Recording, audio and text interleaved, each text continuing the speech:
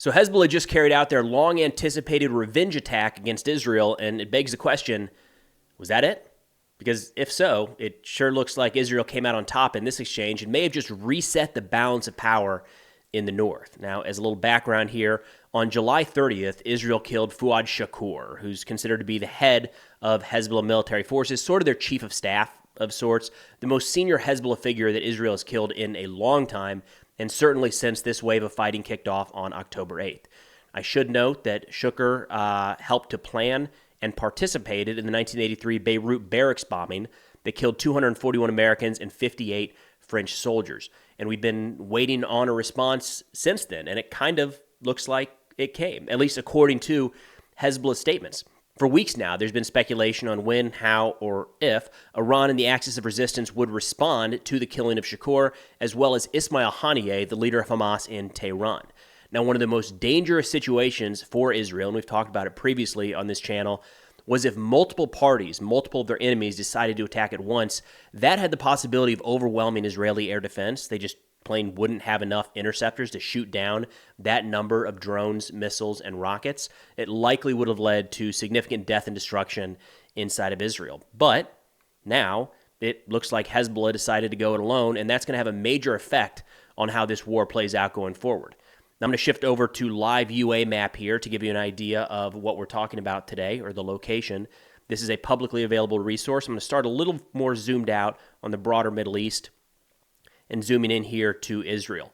For reference, down here in the southwest portion is the Gaza Strip, where the majority of combat operations have taken place over the last 10 months. Here on the right side of the screen in blue is the West Bank. And then we're going to be focused up here in the north today along the border between Lebanon in the north and Israel in the south. And we have some graphics and videos and pictures showing the scope of the strikes carried out in this region in the last 12 to 24 hours. Now, Hezbollah put out a statement earlier today talking about the response to the killing of Fuad Shakur, saying that the first phase of this attack, which included attacking IDF posts, Israeli Defense Force posts, and equipment to facilitate the passage of the UAVs, or drones, was successfully completed. The UAVs crossed towards the target as planned. So they're talking about destroying air defense assets in the northern portion of the country to facilitate the flow of other munitions to strike targets further south. They say 320 Katyusha rockets were launched at enemy bases, attacking 11 Israeli bases across the northern portion of the country, adding that other details of the attack will be published in additional announcements. That does kind of jive with information we have from Israel at this point. They put out that Hezbollah fired 210 rockets and 20 drones in this wave of attacks, adding that some of the targets were intercepted while others impacted, causing damage and injuries. We don't have details at this point, or I've not seen details at this point, the extent of that damage or injuries. They add that most of the rockets impacted in open areas, and the IDF clarified that no military base was hit, and no target in the center of the country was hit by Hezbollah's barrages. Now, we certainly haven't seen any significant impacts at this point in any major civilian area. At this point, just the nature of people walking around with cameras on their phones, we would have seen some pictures or videos showing an impact, an explosion, or casualties. Even though it's coming from Hezbollah, Israeli citizens certainly would have been taking pictures and videos at this point, and they're not out there. Now, quick note on air defense. For most modern systems, if a munition is set to impact in a field, like the air defense system is tracking a Hezbollah rocket per se, and it looks like it's off course and it's going to hit the side of a barren mountain, most systems are not going to engage that munition, right? They're going to try to save one of these valuable interceptors, so they're just going to let that munition fly by. So you're never going to expect, in this case or any other air defense case, for 100% of munitions to be intercepted. There's going to be kind of a priority list, and as some are identified and where they're going to hit, Israel in this case is going to let a couple of those go through.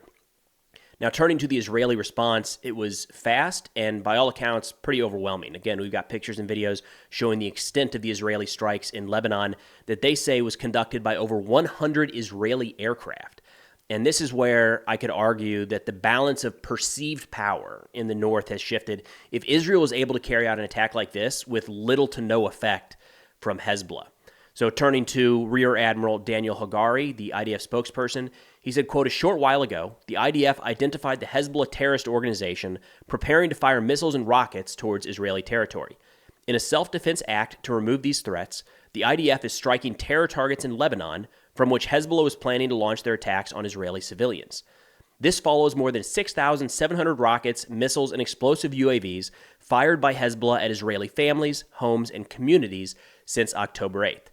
So an interesting piece here is Israel's kind of referring to this strike as preemptive, as a defensive strike of sorts, essentially saying that Hezbollah was preparing to conduct this attack or had even started to launch some of these munitions into Israel, and then Israel responded in force. To get 100 aircraft in the sky at one time to strike a series of targets in a fortified area, right? Lebanon and Hezbollah especially has air defense assets. That took some planning. That was not an on-call type mission. So it looks like there might have been some indications in previous days kind of leading up to this that Israel knew this was coming. Now, again, they're talking about this being preemptive, but we have to keep in mind that it's been 322 days since October 8th. That's when Hezbollah first entered this fight. So they didn't really do anything on October 7th when Hamas conducted their attack into Israel, but the day after they began firing rockets, mortars, missiles, and drones. So if we go back 322 days and we look at 6,700 munitions fired, they're averaging 20 strikes per day, or attempted strikes per day into Israel. So while Israel is referring to this as a preemptive strike, we have to keep in mind that these attacks have been nonstop for nearly 10 months now. This was an interesting point brought up by a friend of mine, History Revealed, on TikTok, Instagram, and YouTube. Worth checking out for sure. Good dude. Now, Hagari continued in his statement here saying, from right next to the homes of Lebanese civilians in the south of Lebanon, we can see that Hezbollah is preparing to launch an extensive attack on Israel while endangering the Lebanese civilians. We warn the civilians located in the areas where Hezbollah is operating to move out of harm's way immediately for their own safety. Hezbollah's ongoing aggression risks dragging the people of Lebanon, the people of Israel, and the whole region into a wider escalation. Israel will not tolerate Hezbollah's attacks on our civilians. We are operating in self-defense from Hezbollah and any other enemy that joins in their attacks against us, and we are ready to do everything we need to defend the people of Israel. Now, the back and forth signaling between these two has been going on for quite a while now. Recently, Israel has talked more and more about shifting resources and focus to the north, especially after the leader of Hamas, Ismail Haniyeh, was assassinated in Tehran a couple weeks ago. And we've actually seen the redeployment of some Israeli forces from Gaza to other parts of Israel, and some forces inside of Israel moving to the north in kind of preparation for some sort of military action with Hezbollah. And Hezbollah has been posturing a bit too. Just a few weeks ago, they released this video that I'll show here, showing some of their tunnel networks in southern Lebanon that store munitions and could be used to kind of conduct these missile, drone, and rocket attacks against Israel. In fact, in this video that Hezbollah put out, and there was a lot of commentary on this, saying the reason that Hezbollah showed these rather than using these was kind of a way of saying, hey, Israel, look what we have. Don't think about doing anything. It was a means of trying to prevent Israel from carrying out the attack. Of course, it doesn't look like that worked. But in some of these videos, Hezbollah said that these tunnel networks, which are significant, right, especially when you compare them to, Hamas has a lot of tunnels in Gaza. The ones we're seeing in southern Lebanon put those to shame. This is a whole new level of underground construction. Hezbollah said that some of these tunnel networks have built-in hospitals and have enough supplies to keep a local force operating there for 8 to 10 months underground. That's no joke. I mean, cut that in half, right? Even if it's exaggerated, to be able to operate underground for 4 or 5 months at a time with that many munitions is, of course, a pretty significant threat to Israel. And we have to imagine in this most recent wave of strikes, if Israel's talking about hitting hundreds, maybe even thousands of targets across southern Lebanon, have to imagine that some of these tunnel locations, be it the entrances, ventilation shafts, the sort, anything that kind of suggests it's part of a tunnel network, especially the launch pads and launch sites, you have to imagine that those are targeted in this wave. So again, it kind of brings us back to the question, after seeing what Hezbollah carried out here, is that it? And there's two major items that I think are worth considering. First, this has to raise the question of Hezbollah's actual military capabilities. We know for a fact that they have a ton of munitions, rockets and missiles, advanced weapons as well, and a significant air defense arsenal. Right? It's no joke, especially compared to Hamas. It is a very different enemy with Hezbollah than it is with Hamas. But if their response was a wave of rockets and drones that appear to have been, at this point, entirely ineffective, followed by the Israeli Air Force flying into Lebanon, striking hundreds of targets and leaving without a single aircraft, maybe that balance of power in the north is a little bit different than we thought.